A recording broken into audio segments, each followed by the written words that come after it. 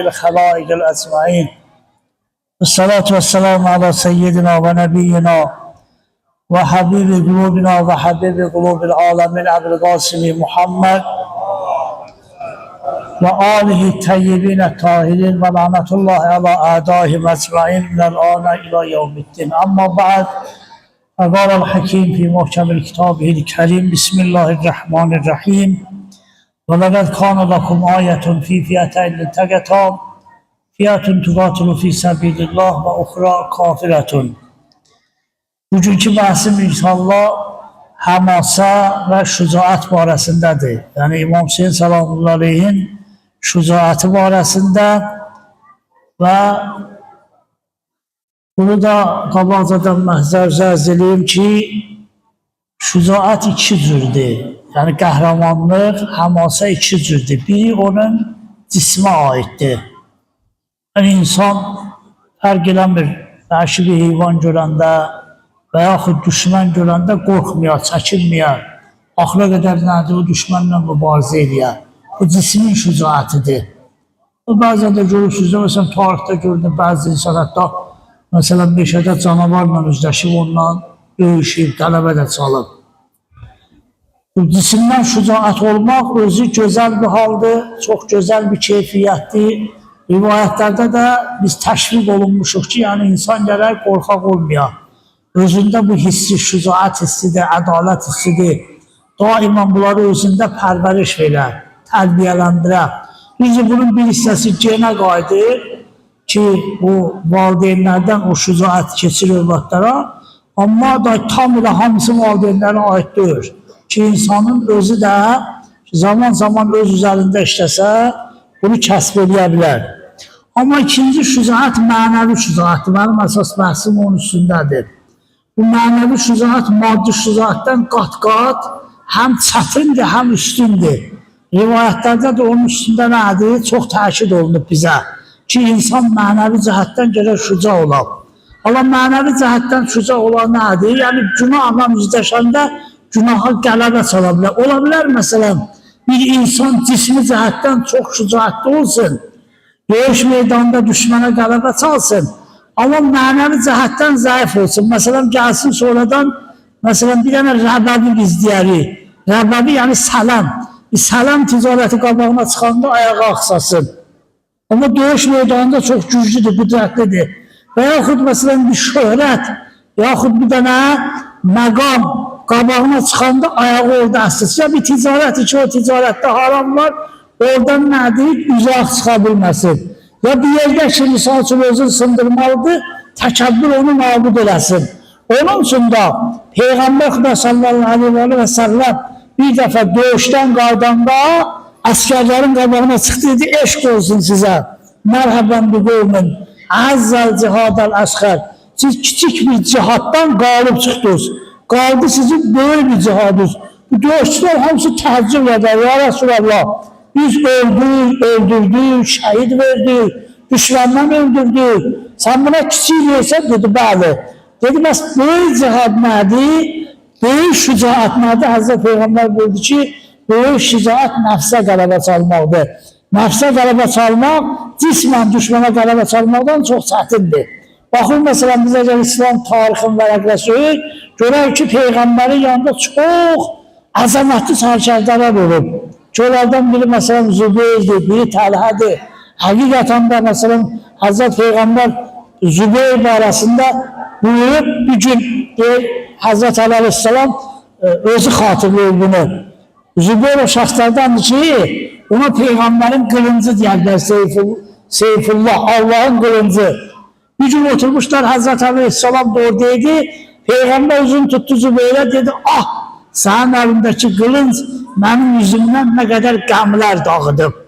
Sonra biraz məks sükutdan sonra Peyğəmbər dedi, ancaq xeyir ki, bir gün bu qılınc ədalətə qarşı vuruşacaq. Həzrət Əlini göstərdi, işarə elədi, salamullahi aleyh. Zübeyr həmin cəngi Cəmalda, Cəmal döyüşündə Zübeyr Həzrət Əlinin üstünə gələndə Həzrət Əli bu sözü Zübeyrə xatırlatdı. Zübeyr də dərhal qaçdı oradan, uzaqlaşdı ki, uzaqlaşsın o hadisədən oğlu çıxdı qabağına. Dedi, ha, nədir, qopdun? Yine bir nefsini anlattı, gayet Hazreti Ali'nin üstüne koşun edebildi ki, bu gelir dövüşmeye, muharebe olup geri qayıtmağı Mehmet'e başlandı. Ama bakın, maraqlı nedir? Cismi cəhətdən çox şücaət deyildi. Amma mənəvi cəhətdən zəifdir. Bizə də çox tövsiyə olunub ki, biz mənəvi şücaəti özümüzdə daha çox tərbiyələndirək. Günahlarla uz olacaq. Məsələn, görək nə qədər məsələn qeybətlə üzləşəndə ondan uzaqlaşa bilərik. Nə qədər həsədlə üzləşəndə ondan uzaqlaşa bilərik. Nə qədər haram ticarətlə üzləşəndə ondan uzaqlaşa bilərik. Nə qədər dünya bizim üstümüzə gələndə biz dünyadan qaça bilərik. Haram dünyadan söhbət gedir ha. Baxın, şücaətin əsl şücaət mənəvi meydanda insançılığa ehtiyac olur. İnsan orada ola bilər biz cismən kiməsə qələbə qazana bilər. Amma mənəvi cəhətdən günahlar bizi sındırsın. Günahlar bizi əsir edir. Hazret Peyğəmbər də deyir ki, xüsusən müminlər, müsəlmanlar arasında deyir. Deyir, əgər siz də bir-birinizin aruzda ixtilaf olsa, siz bir-birinizdən ixtilafınızı həll edin. İxtilafınızı həll edin da, müxalifi aradan götürmək üçün çalışmayın. Adətən görsən biz, Allah göstərməsi biri ilə sözümüz səs düşəndə, aramızdakı sözü həll eləmək istəmirik. O qarşı tərəfin özü məhv eləmək istəyirik. Ona hücum edirik. Bu da Peyğəmbər çox istəyir. Bu, şücaət istəyir insan biri ilə müxalifət edəndə, onun şəxsiyyəti ilə işin olmasın, onun əməli arasında danışır. Odur ki, iki cür bizim şücaət varımızdır. Bir mənəvi şücaəti ki, İmam Hüseyin Salamullahi o cismi şücaətdən mənəvi şücaət daha çox idi. Əhl-i mənəvi şücaət daha çox idi. Çünki özünüz görürsünüz ki, Əhl-i Aleyhisselam döyüş meydanından necə də qaçmayıblar ki, heç də günahla da izbaiz gələndə qaçmayıblar. O günaha qərara çalır. Bugün biz bu məhərrəmliklərə toplaşırıq, həm cismi cəhətdən öz şücaətimizi tərbiyələndirək, formalaşdıraq, dağlara verək. Ondan da yüksək mənəvi cəhətdən. Mənəvi cəhətdən öz şücaətimizi çoxaldaq, həvasamızı çoxaldaq. Mənəvi cəhətdən şücaətimiz necə çoxalır? Günahlarla yüzləşəcəyik, o günahlara qələbə qazanmağı bacaraq. Hətta İmam Zamanın zuhurun hazırlamaq da aslıdır bizim günaha necə qələbə qazanmağımızdan. Günahla yüzləşəndə verdiyimiz reaksiyadan. Görək günah bizi sındıracaq ya biz günah sındıracaq. Allah eləməsin, günah bizi sındırsa, deməli biz nədir? İmam Zamanın əskərlərindən deyirik. Amma günaha qələbə çalsın, biz deməli özümüzü yavaş-yavaş hazırlayırıq. Və həyatın hər bir səhnəsində, həyat meydanının hər bir səhnəsində bizim qabağımıza bu imtihanlar çıxa bilər. Onun üçün də daimən burada diqqətimiz nə olmalıdır? Diqqətimiz həm ulema da ki götürüb imamətdən, imamət də götürüb Qur'anla bir məsələn, bir hökm deyəli, bir halakat deyim, bir hadisə mi, ya bir cəryan mı, ya bir fikir mi? Kur'an bunu bizim için tahlil edir ve bizi ona çok vadar edir. O nedir? İnsan özün Allah'ın mahzerinde duyma. Müşkül buradan başlayıp, hatta da sizin için İmam Hüseyin'den çok eşittiğiniz bir hadisi tekrar okuyacağım. Ama başka bir semtte ben ona tozih vereceğim. İmam Hüseyin Salamullahi Kerbela'da ahir sözü biliyorsunuz ne oldu? Ahir sözü ki, ben Ali Asgar'ı da verenden sonra, Ali Asgar İmam Hüseyin Salamullahi'nin ahirinci kurbanı da, Ali Asgar'ı da verenden sonra özü dedi İmam Hüseyin Salamullahi buyurdu. İlahi, bu iş mənə ona göre yüngül gəlir ki, mən özümü sənin məhzərində bilirəm. Bilirəm ki, sən mənə baxırsan, mən sənin gözünün qabağında bu işi görürəm. Sən nazirsən. Bu his, bu duygu, bu fikir əgər bizdə formalaşsa, biz bilinci nədir? Şücaətlər biziz, biz şücaətli biz insanıq. Ki, özümüzü Allah'ın məhzərində görək. Məşhur hadislərdən biri deyil, bir dəfə gəlir İmam Hüseyin Salamullahi'nin yanına, deyir ki, ağa, mən şücaətli olmaq istəyirəm. Amma günaha da gücüm çatmır. İstəyirəm günah eləməyəm. İstəyirəm günahlarım ya. Mən məhəlləmilərdə həmişə cavanlara deyirəm, bir şeyi Allah'a çox deyir. O da nədir? Deyim ki, Allah, mən istəyirəm, uzaqlaşam, azı qazanmıram, da tut əlimdən. Hətta onu da Allah'a etiraf elə. Etiraf elə ki, Allah, mən istəyirəm dönəm, mən istəyirəm tövbə eləyəm, mən istəyirəm imam zamançı olam, mən istəyirəm əsr şiir olam, mən istəyirəm Salman olam, mən istəyirəm Əbazar olam, ancaq bacarmıram, Allah tut mənim əlimdən. O cür desən Allah tutacaq. Çünki özü təslim edirsən Allah'a. Odur bu kişiyə gəldi İmam Hüseyin selamullaheyhə, bu cür buyurdu. Dedi ki, mən istəyirəm düzələm, ancaq günahdan da qaça bilmirəm. Neyim ki mən günahdan uzaq olum. Gör İmam ona birinci nədir? Buyurur ki, ifəl xəmsə əşya, vəzn-i maşid. İmam başladı bunun fitrətini öğretməğa, bunun insanı duyğusunu öğretməğa, Allah'ın bunun vücudunda koyduğu pak o nəfsilənmə var, onu tərif etməyə. İmam dedi ki, elə günah. Ancaq 5 dənə də işi nədir? Öhdəsindən gəl. Elə mi olan? Onun öhdəsindən gəl. Dedi, nədir o? Birinci buyurdu ki, İmam ona dedi, la ta'kul rizqallah vəznib maşitə, Allah'ın rüzisi yemə. Sonra nə qədər istəyirsən günah elə. Amma rüzüdən başladı, bilirsiniz niyə? Çünki biz maddiyatı mənəviyyata nisbətən tez duyuruq. Biz bir stəkan şirin çayın dadın, bir qaşıq balın dadın, bir şiş kebabın dadın, 2 rəkat namazın dadından tez duyuruq. O da Allah təbarəkətəala Kur'an-ı Kerim'de tezsiz demir gedim şirin çay yiyip, tezsiz deyip namaz kılın. Niye?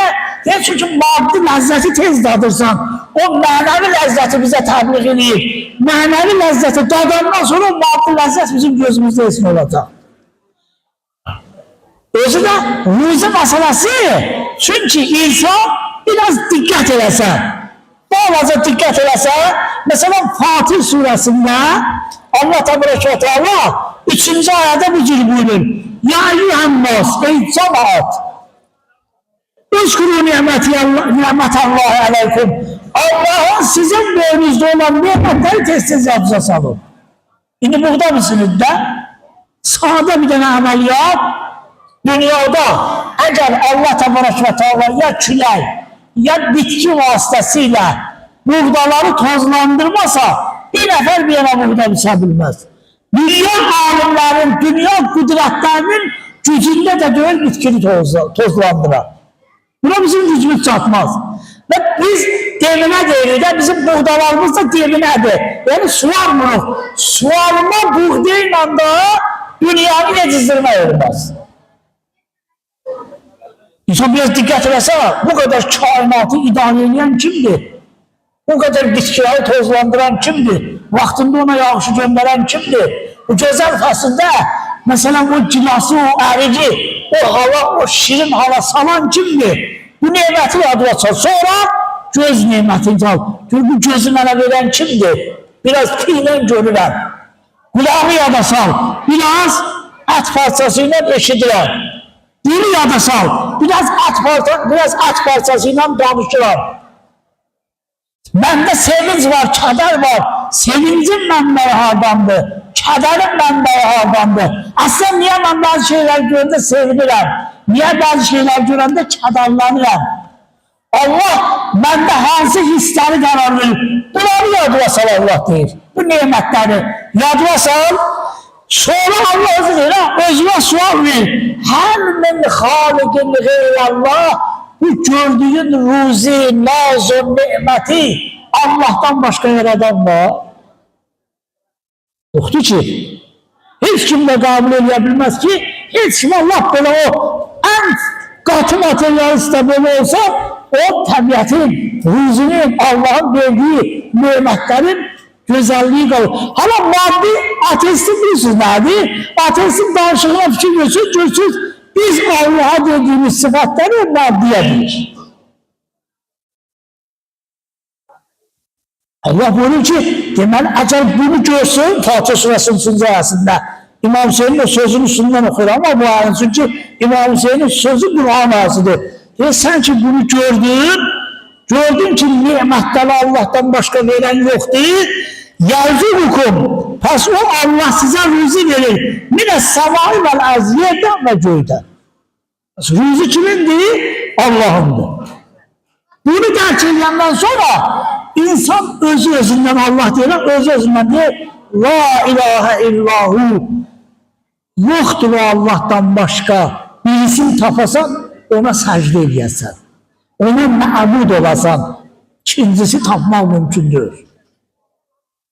Sonra görün ahirın Allah'ına güzel getirir. Diyor bunu ki gördüm rüzileri veren Allah. Bildin köyden yerden sana o rüzi verir. Bildin ki ondan başka ma'bud yoktur. Sonra Allah'tan zaman işi fe'ammen yufakın bahara geçsen sen. Bahara geçsen. Kimin karşısına geçsen. Kimden merhamet gözleysen.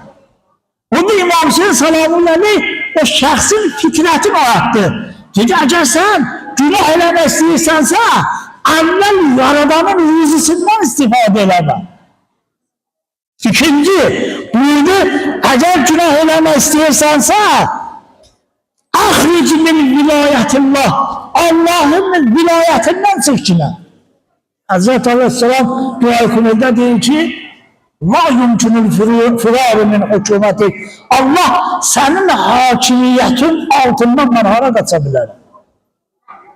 Hal yerca'ul İmam Zahir'den İmam Zeynal'dın diyor. Yani hal yerca'ul abdul abid İnnel Mevla aya kaçan bir anasının kapısından başka karşıda bir kapıya bağlayabilir. Bir bazen görsen isteyen anasını etiraz eder kaçır haram cazı görüleceğinden merhametlisi malumdur. Görsen uşağın anası diyor. Uşağın fitrəti farklı axı. Uşaq, görürsən iki tane uşaq oynayır, birinin əlində oyuncaq var. O birisi uşaq bunun əlindən oyuncağı alan kimi qaçır. O qaçır, bu oyuncağı əlindən alından başlayır qışqırmağa, ağlamağa. Fikir verirsiniz, bu uşaqlar niyə bilir? Deyir, o qaçan üçün fitrəti farklı, bilir mən zülm eləmişəm, zülmün cəzası var, başını götürür, qaçın çıxır gedir. Buna da zulm ediblər əlindən alırlar. Bu da etiraz edir, zulmü haysalımlara kömürür, başlayıb mətdən ağlamağa. Anası görsən uşağı döyür, kənd uşaqları çox yaxşı bilən bunu. Çöldən hamı qışqır edib, qaç, uşaq onun kendi anasının ayağından yapışır. Demək, niyə? Çünki o uşaq bilir, məni incitsə də, məni döysə də, bundan məni çox istəyən olmaz. Allah Qur'an-ı Kərimdə Ər-Rəhman surəsində cəhənnəmin nemətlərinin içərisində sayır.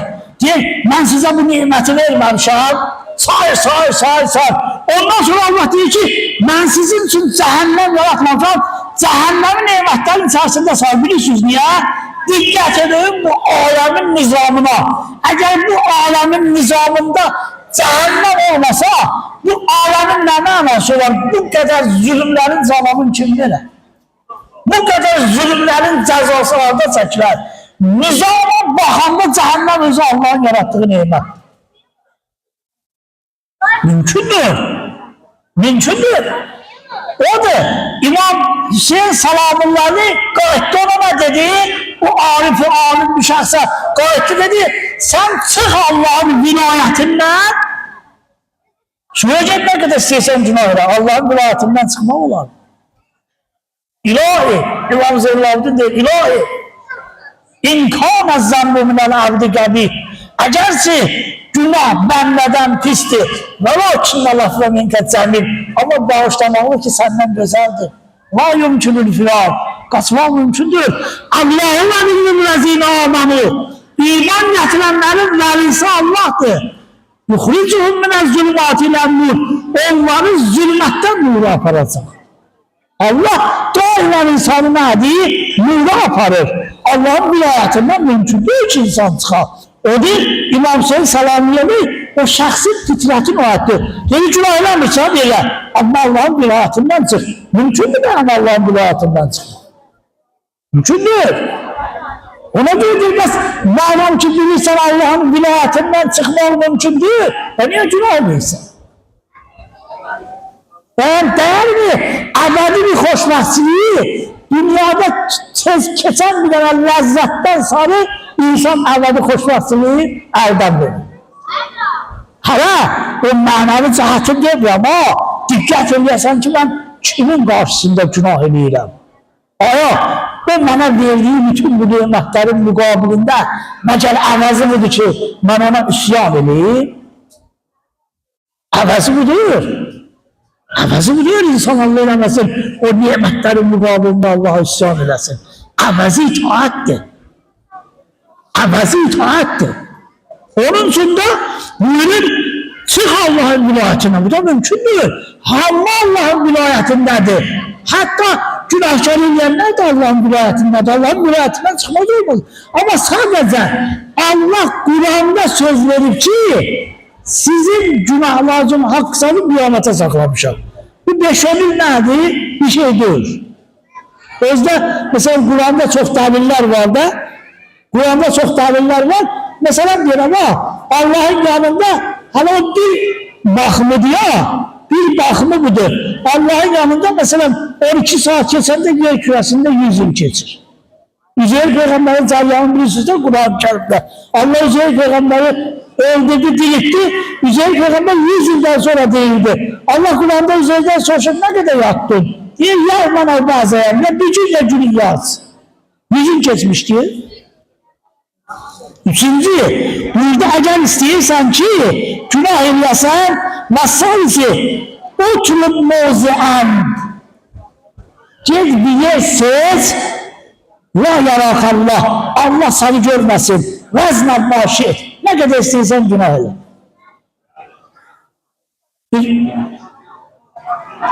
Medresede ustadların bir şagirdi çok isteyirdi. Hiç olmazdı da çok isteyir. Hiç olmazdı. Bu uşaqlarda kıskançlık yaratırdı. Bu uşaqlarda kıskançlık yaratırdı. Bir gün dediler ki sen niye bunu çok istiyorsan? Biz de bu şagirdlerden de müəllim bunları yoklamasın dedi. Sabah evden hariç bir tane cüce bir tane de bıçak getirir. Anası bir tane cüce götürdü. Bir tane bıçak. Mektebe gelirler. Müəllim dedi gelin bunu böyle bir yerde seçin ki orada sizi hiç kim görmez. Biri geçti tağının görüne gördü, hiç yoktu, düzeni kesti. Biri geçti medresenin arkasında gördü, hiç kim yoktu, düzeni kesti. Birazdan hamlı kesilmiş düzeni getirdi. Gördüler bir talebe, hamın elinde düze de diri bıçakta geldi. Hamı da güldü. Mülaylarında dedi, müəllimin istediği şagird bundan artık olmaz ki. Müəllim dedi, sen niye kesmedin? Dedi, o yer içi orada beni hiç kim görmesin, tapabilmedi. Allah özü bilirsiniz, bizim dahilimizi de bilir. Geleceğimizi de bilir. Geçmişimizi de bilir. Gizliliklerimizi de bilir. Eğer biz bunu dərk eləsək ki, alem hamısı Allah'ın məhzəridir, biz günah eləmər. Günah eləmər, xəcalat çəkərik. Utanarıq. Allah'ın məhzərindən günah eləməliyə çəkinərik. Siz de bilirsiniz niye biz çok takip ediyoruz günah? Çünkü günah insanlıktan çıkardı. Bizim günaha başımız karışsa İmam Zaman düşünebilmeli. İmam Zaman fikirleşebilmeli. Xeyir iş görmək fikirleşebilmeli. Qəza namazlarını qılmaq fikirleşebilmeli. Hansız haddına Müslümanların elinden tutmak bunu fikirleşebilmeli. Günah olmayanla insan başlayır neylemeye, terakki eləməyə, inkişaf eləməliyə. Dördüncüsü İmam buyurdu, dedi o yerde ki melekül mevt Azrail gelir seni öldürmeye, orada can verin Azrail'e. İbrahim Peygamber sallallahu aleyh bir gün Allah'a dedi ki Allah isteyelim günahkarın canın Azrail nece alır onu görün. Allah dedi göstererek. Allah Azrail'e dedi ki günahkarın canın alanda hansı formada olursan, o cür İbrahim'in gözüne görük. O cür Azrail İbrahim Peygamber'in gözüne görüktü. Bilirsiniz ne oldu? İbrahim Peygamber'in korkudan rüyaya gitti. Hasan'dan Hasan'a ayrılandan sonra Allah'a da inşallah cehennemin ehliydi, gülebilmezsiydi de. O formadaki ben Azrail'i gördüm, benim canım ona geldi. Yani bunun Azrail'i nasıldı? Cehennemin ehliydi. Sen tasavvur öyle. İnsan ama müminler için Hazreti Peygamber buyurur. Allah'a can tasvir etmek bir tane reyhan yarpalık ilamaya kadar asattı. Salavat ya Muhammed var mı?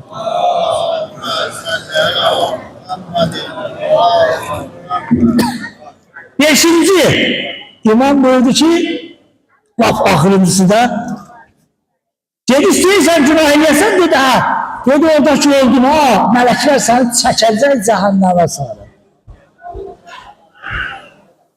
Mülk surasının səhv eləməsəm 6-cı 7-ci ayəsindən başlayır, açıq bu ayadır. Mülk surasının 6-7-ci yani o arafalardadır.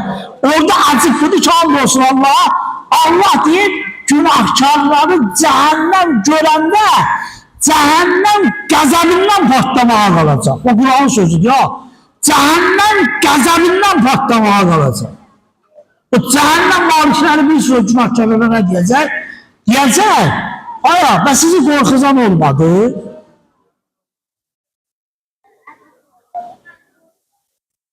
Alam yatihim bir nazir, aya zahiren sarf eləməsə bu cürdür. Allah demedi ya, aya sizi peygamber korkuzmadı, peygamber sözünü işletmedi, Resul sözü işletmedi, nazir sözü işletti. Tabi bugün bizim halimize şamil olan. Yani dedik peygamberden de alamet ruhaniler, tebliğatçılar, sizin içerizden müminler çıkıp sizi o günden peygamber de sizi bize şamil olmazdı. Ama bu günleri ben danışıyorum, bütün minberlerde ruhaniler danışır, bu kıyamet günü şahadettir, şahittir. Kur'an ayasıdır ya. Kur'an bilmez. Takılmadı sizin içerizden çıkıp diye ki Allah'ın bir cehennemi var, Allah'ın bir azabı var, Allah'ın bir cenneti var, Allah'ın bir değişti var. Bu cehennem ahı kaldım diyecek niye? Dediler. Ama biz olanın sözüne inanmadık. Öyle bir meskeret. Oyuncak. Olanlar zarafatlaşırdır. Olan bizim için Allah'ın cehenneminden, değiştiğinden, Allah'ın azabetinden danışanlar onlar zarafat yana salıyor. Alam yatihim minazir. Gelmedi size korkucan, size diyen olmadı, size tebliğ edilen olmadı. O da benim azizlerim, benim canlarım. İmam Hüseyin bu cavanlığı, onun hikmeti vardır. Bir 15 sene öleceksin, sana apıracaklar cehenneme, gitme de. Gitme benim elimde de gitmeyeyim. Gitme yakşı. Yemek senin elindedir, rızı senlidir, nimet senlidir, ölmek senlidir, dirilmek senlidir. İşte cehenneme gitmek senin gücündedir. Mesela hansı günah günah neyse. Ondan sonra İmam Hüseyin Salamullahi Tevbe surasının 105. ayası bu dediğim hadise şahittir. Tevbe surasının 105. ayası. Google'da da burası tercümesinden bakarsın. Allah boşu kul İ'lemû. Gidin ne istiyorsunuz oluyor? Kul ne peygamber? Gidin ne istiyorsunuz oluyor? İ'lemû. Gidin. Elin. Ama fasayallahu amelikum. Tezlikle Allah sizin amelinizi size gösterecek. Görür Allah. Çok tezlik. Ve Resul Peygamber de görür. Ve müminun asil müminler de görür. Allah da Peygamber de mümin de bunlar bizim dünyadaki amellerimize şahit. Sonra Allah Tebarek ve Teala buyuruyor ki وَسَتَرَبُّونَ اِلَى عَالِمِ الْغَيْبِ وَالشَّهَادَةِ Laf tez qayıdacaksınız asıl aleme. O alem nedir? Orada da artık her şey aydın. Kıyametin ağırlığı bir de oradadır ki o yanma tümüle sarayıp o gün için çaylar açılacak. Allah o gün bizim ağırlığımızı hifzelesin. Feynabbikum Allah bunu bir haberdar olmayacaksınız. Bima kuntum ta'malun. O elədiyiniz işlərə. Odur ki, pəs İmam Hüseyin Salamullahi bu 5 tane o cavana dedi ve ayı okudu. Bunun manasına eğdi. Bunun manası o eğdi ki biz alemi Allah'ın mahzarı bile. Bu aləmi Allahın məhzərindədir. Bilək də biz nədir? Allahın məhzərindədir. O da İmam Hüseyin Salamullahi buyururlar ki, Kərbalada hər şəhid verdikcə İmam Hüseyinin rəngi biraz da qızarırdı. Bu mənadakı gözəlləşirdi. Niye? Çünkü biraz da onunla Allah'ın arasındaki perde biraz da götürürdü. Allah onun makamını biraz da kaldırırdı yukarı. Ama gene de her ne olursa olsun ağır günlerdir. Allah hiç atanı oğul canazasının üstüne aparmaz. Gelen İmam Hüseyin Salamullahi yerine bilmir. Sürüne gecirdi yaşların canazasına. Hala en çatın da buradaydı ki gene de bir oğluna üyerdiler bile gene de gaziye mesela biraz asandır ama İmam Hüseyin Salamullahi deyirler Hazreti Ali Ekber'e sarı gitti. Ali Ekber qatilini çatan biraz su olsaydı rahat can vererdi. İmam Hüseyin Salamullahi dilin çıxartdı. Dilin çıxartdı koydu Hazreti Ali Ekber'in ağzına. Rivayette vururlar ki Hazreti Ali Ekber gördü ki ama İmam Hüseyin Salamullahi'nin rengi uçtu su içende. Bu haldeydi Ali Ekber Aleyhisselam'ın öz rengi başladı güzelleşmeye. İmam biraz uzaylandı. Dedi ne oldu oğlum? Dedi ata andolsun Allah çaktım peygamber köser suyuyla ovucunda bana rahatı silah veriyor. Mesela adamın lazım ayyanınları bir yanları bu. Bir de